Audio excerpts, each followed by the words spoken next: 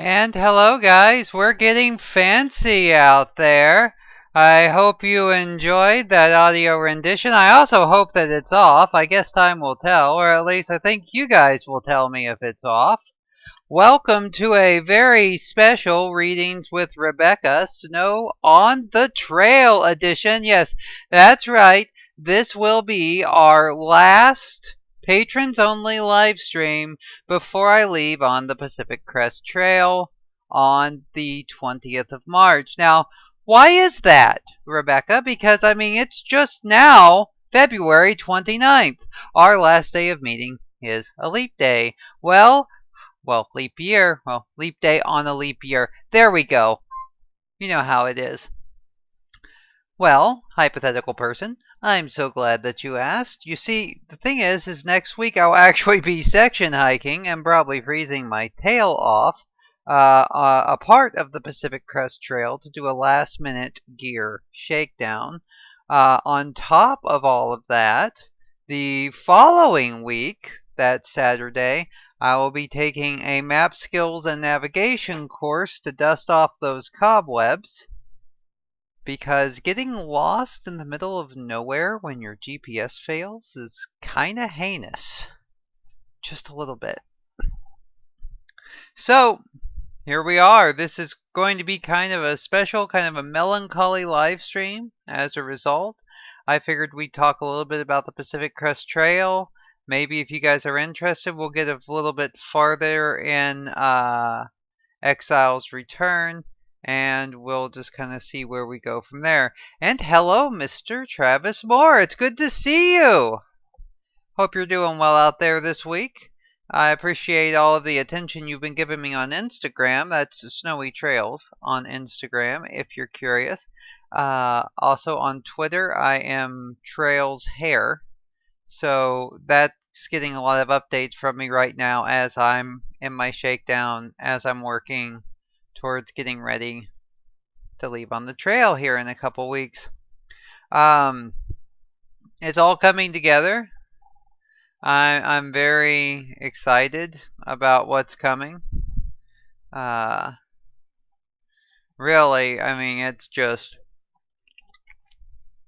really is wild. After all these years, all this time spent training, planning, here it comes. So, talk to me, guys. You guys got any questions about the trail, about the route? Because let's talk about the Pacific Crest Trail here for a minute.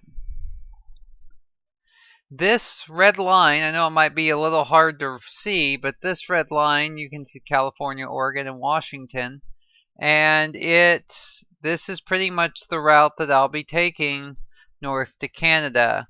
It's 2,650 miles, give or take. I'll actually be ending north of the northern terminus at the trailhead of the Pacific Crest Trail in Manning Park, Canada.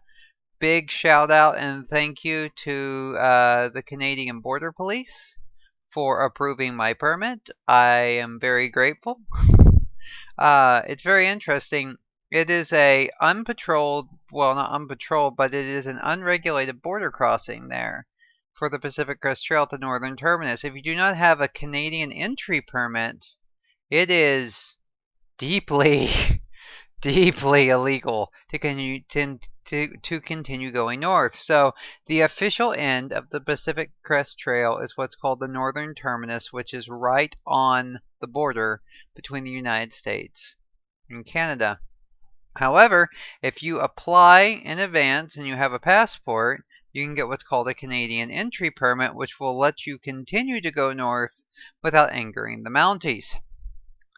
Because, you know, invading Canada, that's so War of 1812.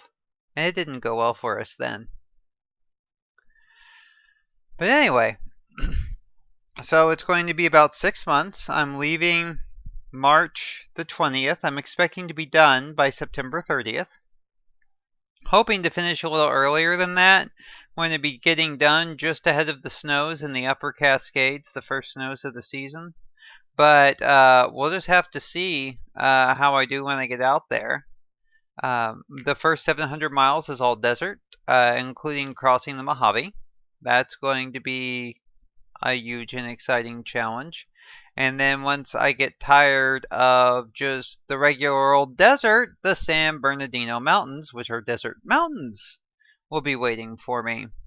Fun fact, guys, the first time I ever stepped foot on the Pacific Crest Trail in real life was up in the San Bernardino Mountains on a day hike that I did out there way back in 2013.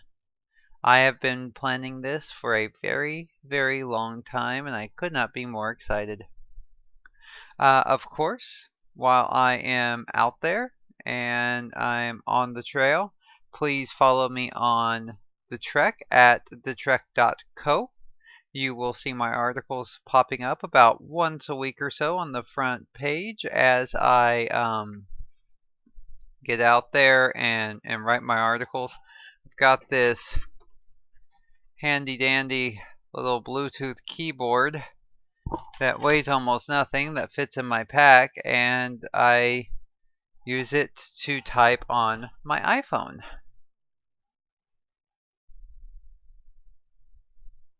No, actually, Nigga, I've been very fascinated by nature my entire life. I tie a lot of it back to a trip I made to Cloudcroft and Ruidoso, New Mexico when I was about 7 or 8 years old. My mother had a friend named Barbara Armstrong, and she owned a cabin out there in the Cloudcroft Forest with her husband, Ed. And it was my first real time seeing snow. It was my first real time being in any kind of a forest. Now and things like that. Now I had seen them and driven through them, but I was actually out in the woods. And there was this particular tree that was at least 400 or 500 years old. It's one of the oldest trees in New Mexico that happened to be on their property, and it was huge, and I was just completely fascinated by it. And Ed would take me on hikes through the property, and we'd all pick a walking stick out from the front door, and we would go up to this big water tank that supplied water for their cabin and a whole bunch of cabins surrounding. And it was a really amazing experience, and it really kicked off a lifetime love of nature that was always kind of there, but it really started to stand out in stark detail from then. But it was always some kind of it was this nebulous thing. Yeah, I like nature. I like being in nature. But still, my physical fitness, I isolated a lot. I was very sedentary. I was mainly a bookish nerd. I was never much of a athlete or a jock or anything. But there was always this call to the outside and to the outdoors. I first heard of the Pacific Crest Trail. I'd heard of the Appalachian Trail, which, going back to my teenage years. But once again, it just seemed like something that people do that was completely unattainable for people like me. Uh, and I finally, in 2010, 2011, I saw this movie called The Way. And it's actually about the Camino, the Way of St. James. And the Way of St. James is this ancient Christian pilgrimage that people still walk to this day that starts in France and it ends at the Atlantic Ocean down in Spain. And it introduced me to the concept of through hiking, and I started to look around, and I discovered the Pacific Crest Trail. And there was this, it was this lightning bolt moment. It was something that I immediately just wanted to do. I felt a passion for it. I didn't fully understand it. Once again, it was that love of nature, that call to something different, the call of the wild, I guess. I don't know. I don't want to be too cheesy. Um, And I was going to go out and do it in 2013. And of course, I knew exactly what I was doing, no matter how little I had actually ever camped or backpacked. Spoiler alert, I didn't. Um, started, though, working, started getting in shape, all of that. Then I got sick, and everything kind of went sideways for a while with my life, and there were lots of challenges. Gained a lot of weight back. My anxiety disorder got bad. I became a recluse. I withdrew. And then in 2018, I decided to make some positive life changes. Got on a different medication for my anxiety that really helped. That started getting me out of the house. And there was the dream waiting for me. And so we're kind of back to it again. You know, after 10 years of dreaming, after a lifetime of being in love with the outdoors and with nature, after years of training and investment and gear buys and all of that, here I am at the age of 39 about to live a dream. And that just goes to tell you, just goes to show you, I guess, that you're never too old. You're never too, it's never too late to try. There were all of these times over the last decade where I thought that, I was going to do this thing and it never worked out. But I never lost the hope that it could. Going back to Dawnbreak, never lose hope. And so here we are in 19 days. Literally 19 days.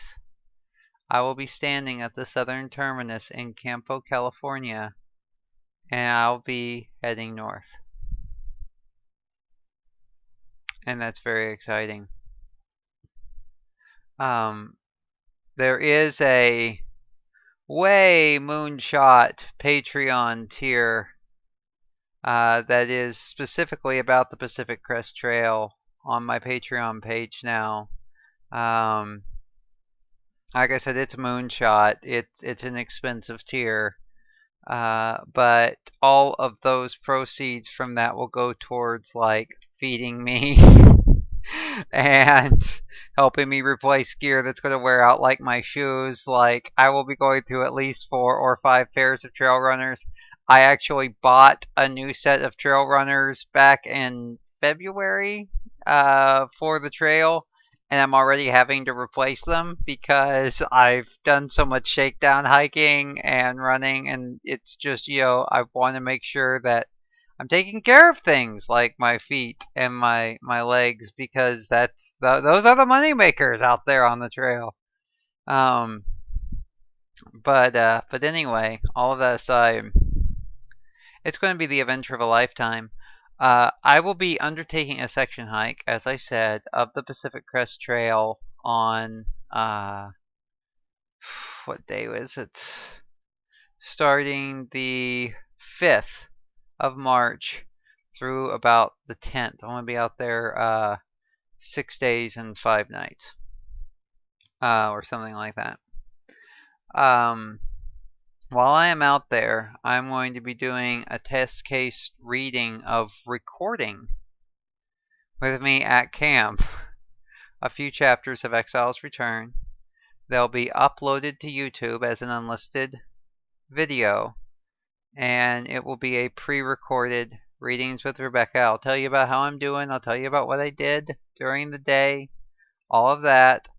And then there'll also be some chapters, at least 2 or 3 chapters of Exile's Return for you to settle in with and read.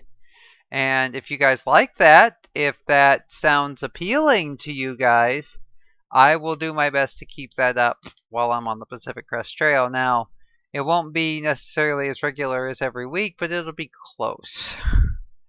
Or at least I hope so. We're really just going to have to see how I do with it as you understand, because I'm going to be moving 15, 20, maybe even 30 miles in a day. I'm hauling about 30 to 35 pounds on my back. It's going to be a heck of an adventure. But alright, that's me rambling about the Pacific Crest Trail ad infinitum. And yeah, so what are you guys up to this week? This is, like I said, this is really kind of a special stream. So, you are in control, mostly. So, what would you guys like to do? Do you guys want some more chapters of Exile's Return? We can talk a little bit more about that. I've got all of that set up. Of course, Ellie. Of course. Ultimately, my main focus while I'm on the PCT is to make it to Canada in one piece and to actually finish the thing. That's kind of the whole focus of my life right now. I'll be talking about this in an upcoming Trek article, but there's this like fierce resolve and like need to get to the end of this thing. Not just try it, not just attempt it, but to finish it. I have a true passion for hiking and wandering. I've traveled a lot in my life, even though I haven't always been the most financially, lucky. I have found ways to travel, bus and train and plane and all of that. And hiking, though, is a great and true love of mine. I have two major passions in my life, and that is long distance hiking and writing novels. And so I'm really hoping and planning and very dedicated to the idea of finishing the Pacific Crest Trail this year. In 2022, I'm planning on doing the Appalachian Trail, and in 2024, I'm hoping to do the Continental Divide Trail.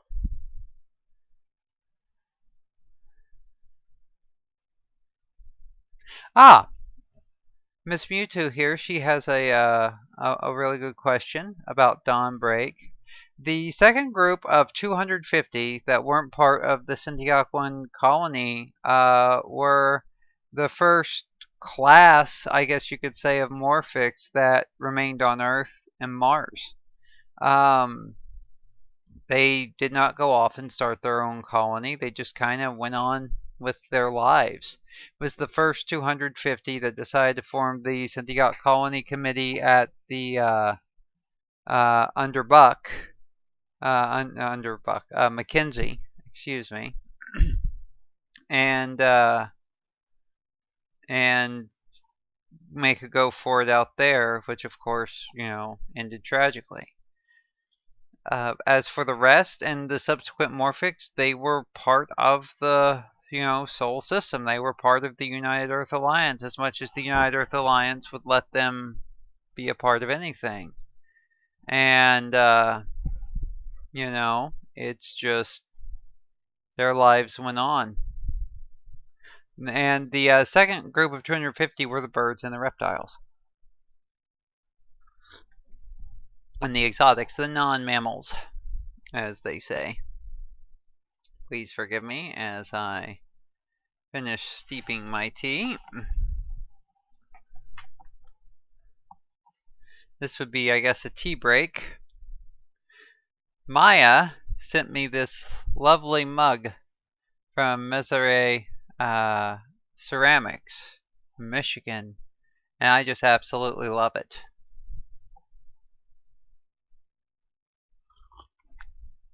But yeah, Morphics continued to be a part of, a minority element of human society all throughout after the tragedy that befell the Hope. And, well, one of the, and of course, as we will find out in Exile's Return, minor spoiler, Morphics are completely barred from military and government service. But whereas they were barred completely from military and government service, the Martian Marauder actually started a program called the Morphic Integration Program that started to hire Morphics to work on their ships and in their offices, etc., utilizing their unique abilities as Morphics as an advantage to increase efficiency within his organization. Smaller Morphics that had engineering degrees were put in engineering, eventually becoming starship engineers, and they could fit into smaller spaces. They could get behind things that normal humans couldn't. You know, and so things started to get repaired faster and cheaper, and things began to move out in and out of dock faster and cheaper because, and you've got, morphics that are very strong, like bulls or elephants or whatever, and they're helping to move cargo. When you've got, smaller morphics that can work in engineering. And now the thing is it wasn't just your species that determined your job assignment. You did have a choice with the Marauder. But the Morphic Integration Program was all about finding ways for Morphics with their unique abilities to interface optimally within their work environment to make things better for everyone. And so the Marauder provided a path of mobility and employment for thousands of Morphics, and they became known as the MIPS because Morphic Integration Program, the Marauder's MIPS. And there is a story, a novel that's been written called Sins of the Solar Republic that follows one Ratatosk Bertrand, who is a MIP starship engineer. And she is a red squirrel. One of my favorite characters I've ever created. We will be catching up with Miss Bertrand as soon as Farthest Star wraps and gets published, hopefully later in the year. So be watching for that. So there's some fun there. Peppermint tea is one of the greatest things in the world. Let me just put that out there. I have a fierce love of peppermint tea. So, you guys want to...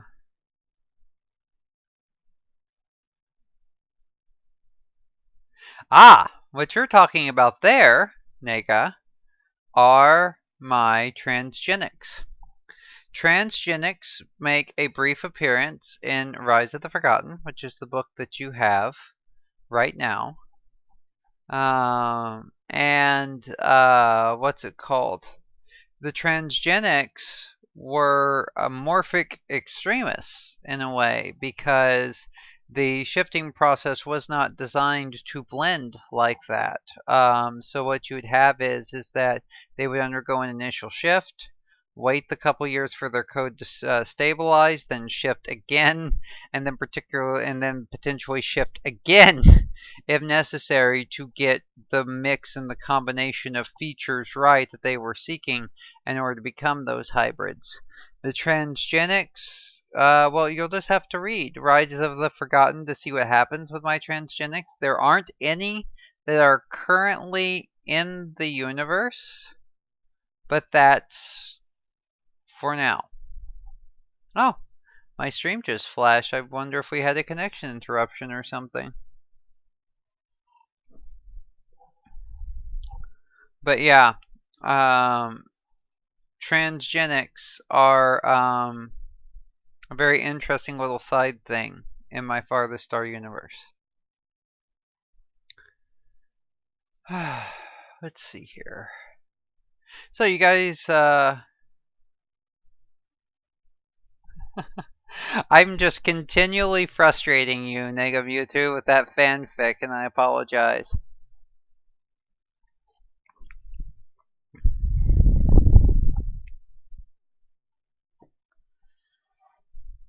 But yeah, the transgenic communities were especially dedicated.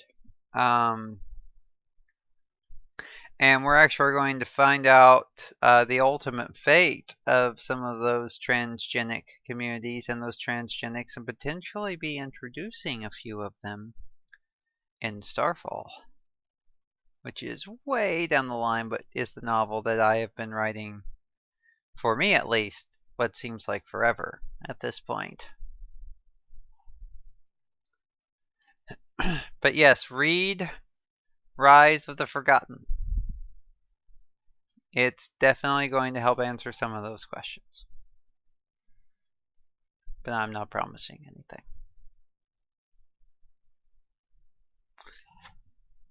So, questions, comments, concerns. Remember, please hold all death threats till the end of the stream. You guys want to read some out of Exile's Return?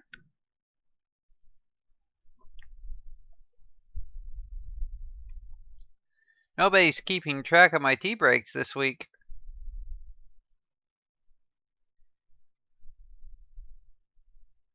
Well, transgenics, it would be at least a 6-year process. It takes about 3 years for the code to be stable enough to undergo shifting again. But that's definitely a possibility that they could be in there, Nega. Remember, so far the farthest star universe is encompassing, oh heavens, almost 25 years. They existed up until Rise of the Forgotten. Moses 7178. Everyone say hello to our RT department.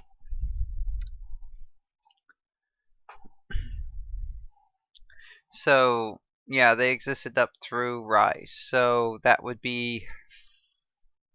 See, Rise was in the late 2080s, so 20 years after... Almost 20 years after First Contact. So yeah, there would be a few.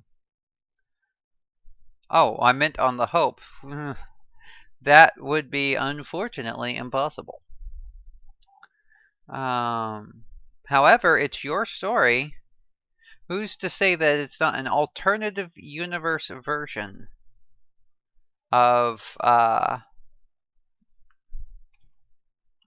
my universe? I'm serious. If you want to, expand or change the universe a little bit, it's a fan fiction. It's already a tribute and an honor to be included. If it's important in your story and you really want to make it happen, make it happen. You aren't going to offend me. I'm not going to be grading you. I'm always, you got this wrong and you got this wrong and gosh darn it, you too. No, nothing like that. Make it your own. If you want to have Griffin characters and all of that, there's, I'm providing a framework. I'm not providing a program that you must follow. See what happens with it.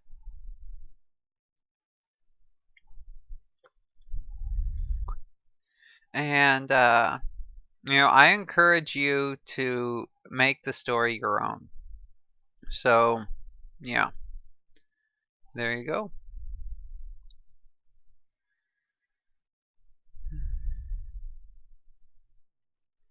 So, Exile's Return? Yes, no, maybe, go away? Hopefully it's not go away. Remember, you guys are calling the shots, ostensibly, this week. But, let's see what we got here.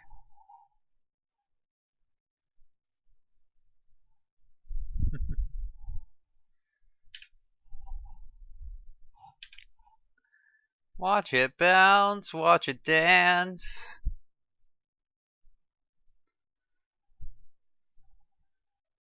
So let's go through at least a couple chapters. And then we'll see where we're at in about 15-30 minutes. Sound good?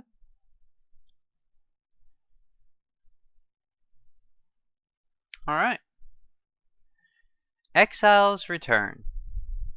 Chapter 2. Heading through the forest, the next few hours passed quietly as we made our way through the world that was my home. My paws deftly navigated the uneven ground silently, but his boots made twigs snap and leaves rustle. The silence of the forest rang out and carried the air of a church.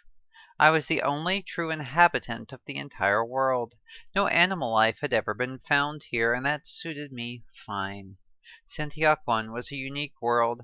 The biosphere was rich with plant life of all types, but animals had apparently never evolved. In the spring, the planet exploded with flowers of colors and shapes that were almost not to be believed. Valleys became heavy with the scent of pollen, and everywhere dandelion-like seed pods floated about. The forests were full of trees that spread by root systems, not by seeds, like giant woody vines. It was the perfect world for an herbivore. Here I was the apex predator, and completely at peace. Sintioch had a dimmer star than Earth, which made the nights darker and the days cooler. As a result, the plants had evolved a different respiration system than those back on Earth. The nighttime cycle of plants reabsorbed some of the oxygen produced during the day, part of a particular balance that kept the atmosphere from becoming an ignitable fireball, waiting for the perfect lightning strike. There was no chance of predators, but what was going on with my would-be prison guard was fascinating. I could smell him sweating through his cologne. He was nervous, even though he knew there was nothing to fear. The quiet solemnity of the world was getting to him. My voice cracked the silence with an effect similar to thunder. "Awfully quiet, isn't it?" I grinned. He smelled like fear. Even through his cologne, I felt a smug satisfaction at his torment. I saw him start at the sudden interjection of speech. He stumbled into a giant flower, and his clean and starched uniform became covered in pollen as he spoke. "How do you handle this? Not even a bird, or anything other than wind. It's eerie." "It's rather easy for me, Commander, but for you it seems the tough guy routine was just an act," I said, but more for his benefit than mine. He seemed so much more manageable now without the pistol in his hand. "Bet you find this damned amusing." The conversation obviously took his mind off the quiet of the forest. I stopped as a sudden realization struck me. His pistol wasn't drawn. I could run. I could make a break for it. Every muscle in my body tensed as I sniffed at the air. My legs felt like coiled springs. I could be off and yards away before he could even get his gun out of the holster. This could be my shot. I was just about to make a break for it when reality set back in. He could track me. I was the only animal life on this planet. Besides him, there was no doubt his transport was equipped with enough sensors and gizmos to track me down. I could lead a good chase, but in the end, he would find me. I sighed deeply and tried to put it out of my mind. "So why the threats? Why all the bravado?" I asked, genuinely curious. "I had to get you to come back. You know how it works. Orders are orders. If it means anything, I don't like taking you from here any more than you like going, but it's just not my decision. Things have changed since you left Snow. Things are tense between us and the Medians. You can't expect Alliance Command to turn down an opportunity like this," he said, sounding genuine. "I'm on a short schedule, and I expected you to be stubborn. I wouldn't think someone who would maroon themselves on a planet like this would be happy to see anything in a uniform. And besides, it worked. Here you are." "Yes, here we are. I am host to the brave conqueror of the galaxy, the UEA soldier, as he quakes in his boots on a nature hike," I said, goading him. "I could stun you, but then I'd have to deal with this goddamned forest again," he said. "Still, the ship's only about 5 minutes out in the clearing. I think I may be able to handle it." "The choice is yours, brave leader. I mean, I could always use the nap." If I had the muscles, I would have smirked, but decided to lapse into silence instead. I could see the clearing, and through the trees that obscured the view I could see silver glimmers of light. Gradually, a large and impressive craft came into focus, a beautiful and sleek design that had the appearance of quicksilver. It was seamless. There were no visible doors or rivets to be seen. It was the first time I had seen anything made in an Earthport look so organic, so alive. I hopped up to the craft in awe. On the side, in simple black lettering along the hull near the smooth and curved windows, read LRRC-1. My God, that's beautiful, I said, my muzzle slightly agape. What is it made of? I've never seen anything like it.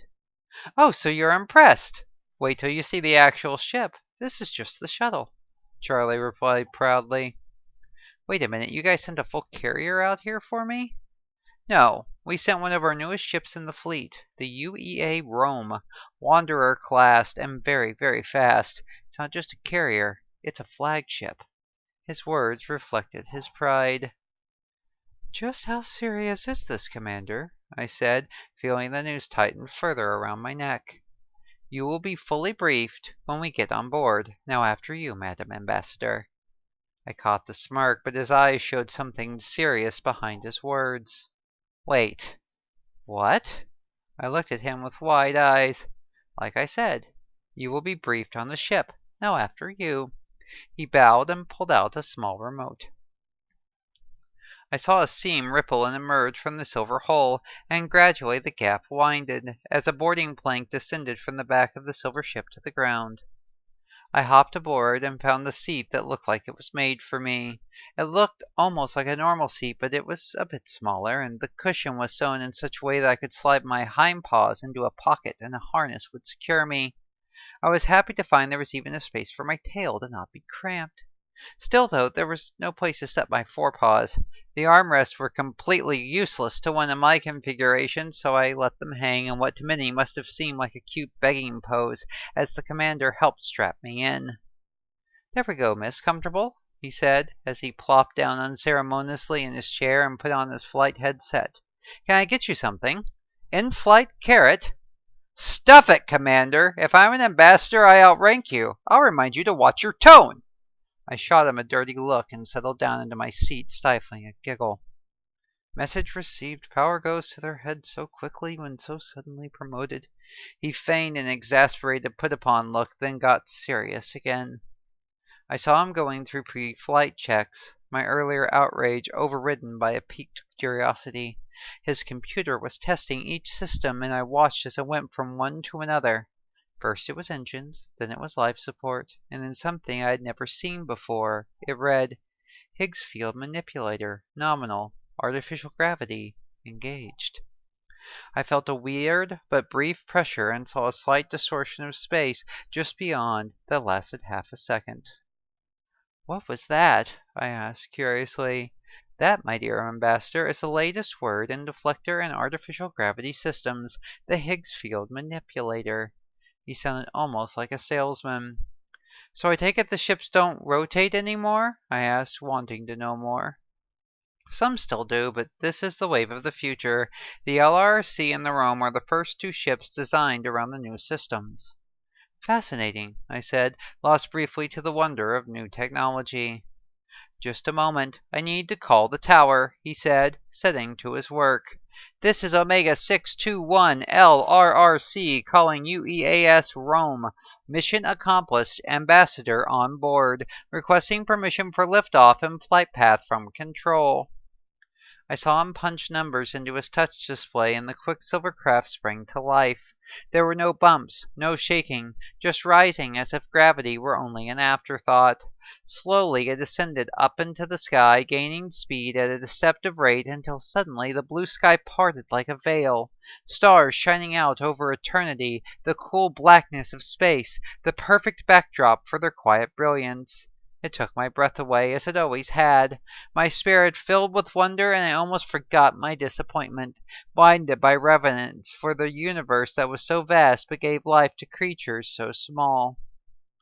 The ship turned, and I saw my world hanging like an ornament against the blacker-than-night sky, with millions of stars blinking herald to untold worlds that lay beyond. My first look at the UEA Rome savagely snapped me back to reality and threw me once again to my anxiety and my quiet rage. While the LRC was sleek and beautiful, the flagship looked like a gray-painted monstrosity against the backdrop of black space. It was an ugly, halting thing that reminded me again of the gravity of my situation. Little more than a prisoner, regardless of my position or the comfort they had promised. My assignment was little more than a gilded cage. Struggling against emotion and instinct, I fought to keep calm. The morning had been as busy as anything I had experienced in years, and now in the quiet of the moment, with no forest and the artificial walls closing in around me, I felt panic well up in my throat. My mind briefly drifted to my enlistment contract signed so many years ago, the words involuntary recall flashing large and violently through my brain. I thought I had run far enough, changed enough, and now an ugly creeping doubt assaulted me. Would I ever be able to run far enough? Would I ever really be free? I curled down on myself, contracting inward. I put my forepaws on my ears and tried to breathe, tried to control how I felt. I didn't dare look up. The Rome would be ever larger in the window. Panic clawed at me, my own mind suddenly my worst enemy. I had to think. I had to get control. I needed an anchor, a focus, something to occupy me. I needed answers. Commander, it's time you answer some questions. Why are you calling me ambassador? You said you just wanted me to talk to the Mendians, but that's a hell of a lot more official, I said, watching as he swore quietly under his breath. He hesitated, took another deep breath and sighed. You need to wait until the briefing. You have to understand that I'm not cleared to tell you anything. Just sit tight, and you'll know soon enough. God damn it, Commander! I have been very cooperative so far and quite beyond my normal tolerance. So far this morning, you have taken me from my home, thrown me back into a culture I hate, and threatened to shoot me. All I have done in response to this is pack my bags and keep my goddamned muzzle shut. You owe me more than this, and you know it. Orders be damned, you don't just show up and wrench people from their homes. I have shown enough cooperation. Now it's time for you to show me the same. I felt my jaw quiver, feeling a strange mix of rage and despair. Why did you have to do this to me? I cursed my weakness. I had not meant to say that last bit. I hated how vulnerable that made me sound, but I was hurt. It had been so long, and I thought I could finally put this life behind me. Yet like a demon, my past was back again, staring me in the face. My paws shook, my brave facade was cracking, and if it were still part of me to cry, my fur would have been soaked with tears. Please, Commander, just tell me, why does Earth need with an astrogator over 8 years out of date who isn't even human anymore? I need to know. Can't you understand that? I saw the look in his eyes, and I saw his body language tense up. Clearly he didn't like this either. Perhaps unfairly. My thoughts drifted back to his rough bravado, planet side. I remembered his excuse about being on a short schedule. Orders being orders. But surely there were other ways. Surely there was more to it than that. Look, I'm sorry. He spoke calmly. I knew this wasn't going to be easy for you, but if we didn't force you, you wouldn't have come. I mean, what I said back at your camp? I meant what I said back at your camp. I'm going to make this as easy as possible for you. You and I both know it's not going to be ideal, and it's not going to be fun. No one who could survive 7 years isolated on an outer rim planet is going to enjoy being thrown back into the mix. But all I can tell you is we don't have a choice. There was simply no one else. The Mendians asked for you by name, he said quietly. Now please, wait for the damn briefing. I scrunched down in my seat, doing the best job I could of looking pissed and not fluffy and cute. Charlie seemed to pick up on my body language and spoke. You still mad about all those angry words, Planet Side? I felt my ears flush and shot him a cold and steely gaze. You didn't have to be such a prick, you know. I know, I'm sorry, okay? especially the gun part, but my back was against the wall. Do you actually think I could have gone back to the Rome and told the Admiral you didn't want to come and not have my ass in a sling? They would have just locked me in the brig and warmed up the cell next to me for you, he replied honestly. You don't get to choose your orders. Fair point, I said, and then tried to change the subject. Things sound pretty bad on Earth. Truth is, in some way things are fine. In other ways, it seems like the whole shebang is about to come unraveled. There are random attacks on Morphics going on, daily protests at the Capitol. It's a mess. And in all of this, there are people calling for us to end our alliance with the Mendians. I watched him punch some numbers into the console. He seemed genuinely distracted and worried about what was going on back on Earth. And out of the blue, the Mendians just asked for me? How long has it been since their last official transmission? My curiosity, as well as some distant concern, had me asking questions about home. Since you left? Let's see. First contact was 2071. You shifted in 2073 and left for Seniox, so 7 years then, he said, counting the years. What was the message? I'm afraid you're going to have to wait for the meeting, Ambassador, but because I haven't been fully briefed yet. All I know is that they asked for you by name. What name did they use? Both, he replied. John and Snow Dawkins. I felt a chill run through my spine.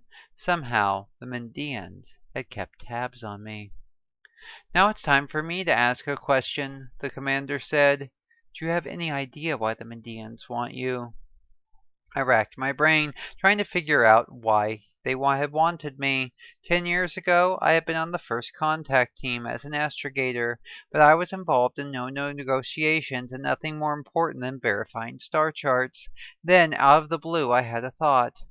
Commander, tell me, am I the only one of the contact team who has shifted? I asked quickly. I think so, actually. He hummed thoughtfully. Do you really think that could be it? I don't know. But I was just an astrogator. I didn't handle anything diplomatic. The only thing I can think of is that I shifted, I replied. Maybe so. I guess we're going to have to wait to find out. They do love their Path of the Other. I saw a light blink on his console and he tapped a few keys. We'll have to talk more later. We're on final approach. Welcome to the UEA Rome, the commander said. Omega 621 on final approach. Tower requesting permission to land, he announced, shaking me out of my deeper thinking. My new home loomed large in the window. Earth ships of my time were very long. This was a symptom of needing large helium-3 tanks to fuel the fusion reactors that powered the ion drive engines in the ship. The Rome was obviously something new. She had no helium tanks visible, and she possessed a boxy design. It seemed in my absence, ship design had leaped forward immensely. The ship was angular and wider than any craft I had ever served on in my UEA days. Looking back, though, I could see the tri-bell thrusters in their housing that ships had always had. It seemed strange looking on the futuristic craft, like a drop of familiarity in an ocean of the strange and new. Charlie spoke, breaking me out of my observations. Okay, we'll be down in about 5 minutes.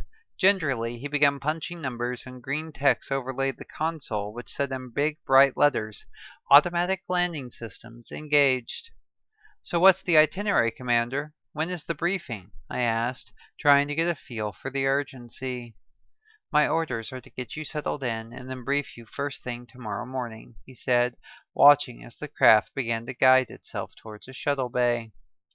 Who did you piss off to get this incitement? I'd expect to find someone lower ranking. I was only slightly teasing. Well, I suppose I can let this part slip. I am to be your diplomatic liaison and, for lack of a better word, assistant. I'm an expert in Indian cultural affairs and have served in the diplomatic corps for many years.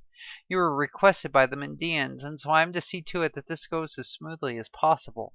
Also, you're going to need someone with clearance to help you get around. I nodded, understanding what he meant all too clearly. They don't make ships for Morphics, do they? Are they still barred from service? Technically, yes. We had to get an executive order from the Chancellor himself just to reactivate you. That being said, our ships aren't built for anything but humans. We can do some things with your netic interface, but you're still going to need someone to help you around and to help you adapt, he explained, looking over to me. I suppose if we're going to be spending some time together, you might as well call me Snow. No one has called me Lieutenant Dawkins in a long time. Okay, I can do that, and you can call me Charlie, Snow. He smiled, just as the ship glided quietly to rest on the tarmac of the shuttle bay. Welcome home, Snow. Stuff it, Charlie. Chapter 3. It's okay. Let's actually talk about that real quick. So, Snow is, of course, formerly John Dawkins. Snow is transgender. But I never call that out too much in the book. I don't make it a big deal. And this was me trying to be subversive, actually, in a way. Basically, by this time, it's largely just seen as something that is. It's kind of a hope for the future kind of thing. Nobody really cares that Snow used to be, was assigned male at birth and then transitioned to female. They care more that she's a hare. In some ways, mankind has evolved. In some ways, they've just moved from one form of discrimination to another.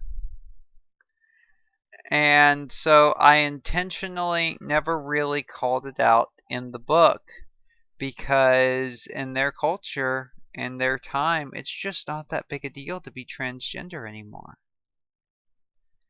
And that's something that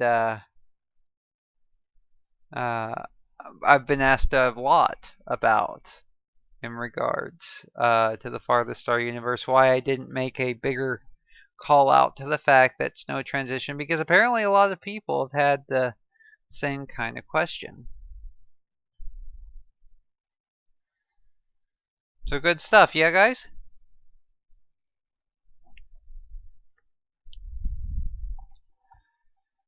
So I think we're only going to do that one chapter today. I want to make sure that I'm saving some chapters as we go forward. Questions, comments, concerns? Now is the time for death threats.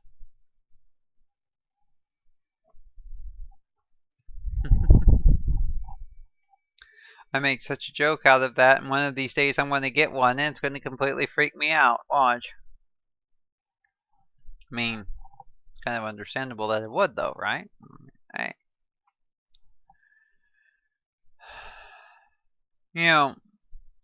Readings with Rebecca, I started it off because I really wanted to give something more to the people that were my Patreon subscribers. I mean, you guys with your donations every month, they really do, like I said, they've really kept us going. It really means a lot. We make like $50 or so a month from Patreon. But it's what that symbolizes. It's faith in the work, faith in what we're doing, encouragement, endorsement. You guys are my truest fans. You really are. And you're the core of the group of people that I write for. But we've really connected as we've gone on these last couple months, talking about the trail, going through Dawnbreak, now we're going through Exile.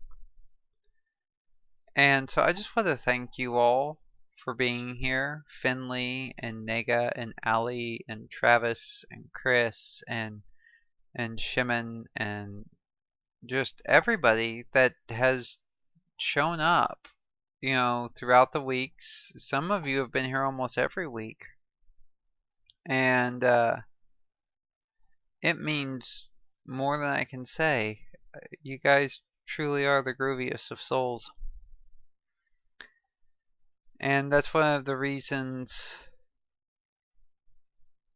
I want to try to keep this going when I get out there on the trail. So I'm going to do my best. That's also one of the reasons why I'm just stopping at one chapter today. I want to make sure that I have the material to go through while I'm out there on the trail to keep making a regular effort of it. My first beta test of this is going to come, I guess, next week. There won't be a readings with Rebecca next week, but the following week there should be, and it should be me actually sitting beside my tent, holding my Kindle, reading off a chapter, and just kind of updating you guys on my day and the journey so far. Might actually be me inside my tent, depending on how the weather is out there. And Nega, that means a lot to me. Another thing you guys can do for me, if you're willing, write me reviews on Amazon and Goodreads. Share my stuff on Twitter, retweet. We live in a time where engagement is such an important part of marketing. And the only way I can get engagement is if the people that are really my most invested fans, take the time to rate and review. And I mean, like, it's up to you guys. You guys already do more than enough for me, and I don't want to presume any more upon your time than you've already given me. But every Amazon review that I get that's positive helps Amazon recommend me to more people, which helps me grow, which helps me write, because this is my business, this is my livelihood. So if you have the time, even if it's just I really love this book and I recommend them to everyone I know, 4 stars, 5 stars, whatever, it makes a bigger difference than you know. Other than that, send me messages. I'll be posting in the patrons chat as much as I can. I'll be, engaging with you guys as much as I can while I'm out there. But, hearing from the people that mean so much to you, I mean, that's going to be one of the things that keeps me going out there. Community and family matters so much. And you guys are definitely a part of my community, and we're kind of a family of people that love this, that have a passion for this content and these words, if I might be so bold as to say it. So thank you from the bottom of my heart. And I guess we'll see you out there. Alright, I'm going to open it up for a little bit more dead air and go stall, stall, stall. If you guys have anything more that you want to say, and then we'll wrap up for the week. I know this one was kind of shorter than normal, but like I said, we're looking forward towards the future.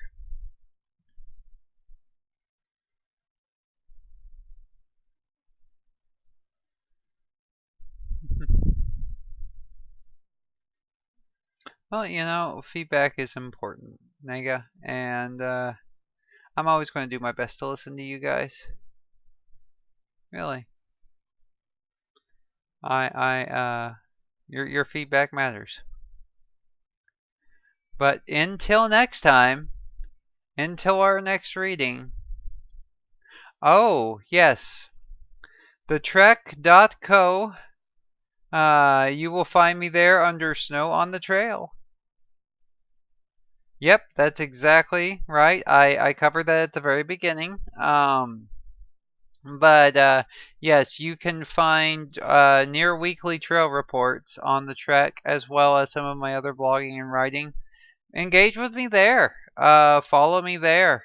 They'll definitely love to have the traffic. The Trek is the world's largest through hiking blog, and it is a true privilege. Cannot talk today, to write for them. So until next time, guys, let me just say onward towards the farthest star. And we're out.